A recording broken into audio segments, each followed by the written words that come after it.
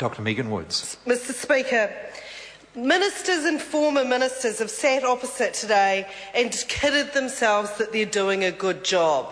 What we're here talking about today is opportunity lost, and particularly opportunity lost in relation to jobs, to skills and to education, and particularly in relation to the opportunity that Christchurch afforded us.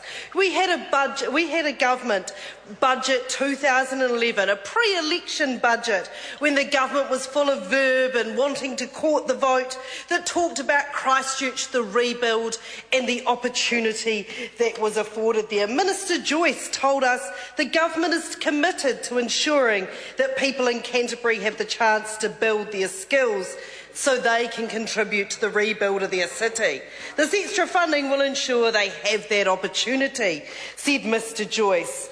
Well, that has been a monumental fail. Let me take you through that 2011 budget package, and let me tell you about opportunity lost and a government that lacks vision and a government that is failing its people. $42 million it was heralded of extra funding was allocated to train our young people with the skills needed to rebuild Christchurch. We were going to train them up. Well, what has happened? This is a government that has only managed to spend $8 million of that money. They've only managed to train 654 people with that money. 654 of our young people, of the 84,000 young New Zealanders not in education, employment or training. And this is a government that has managed to shift 654 of them despite having money in the budget. Instead, what have they done? They've cribbed $28.4 million from other places in the tertiary education budget.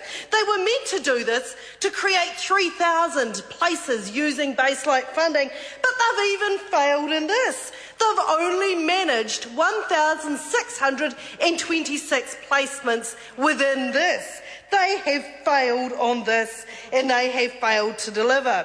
Not only did Budget 2011 promise training opportunities in terms of the Skills for Canterbury package, it also promised that it was going to get our young people off the dole into work and into training.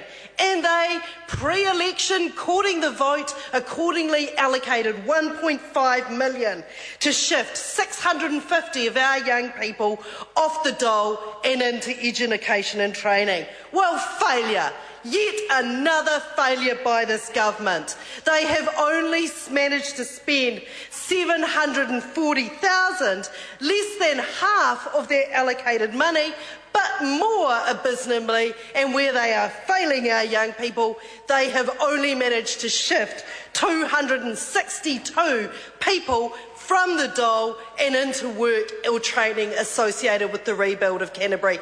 They have not met their targets and they are failing our young people.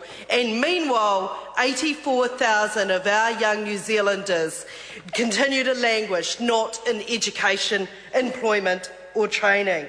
We're still waiting for the opportunities. We're still waiting for the government to actually come up and do something meaningful to address this problem of 84,000 of our young people. And Christchurch offers them that opportunity. And we are disappointed that they are not taking that opportunity. We're still waiting for the government actually to do something in terms of the infrastructure rebuild of Canterbury. On the day that they announced their firm proposals for the closure of Christchurch schools, they were also meant to be launching an employment package around Skirt and the infrastructure rebuild, but this has disappeared, and we on this side of the House would like to know where it is.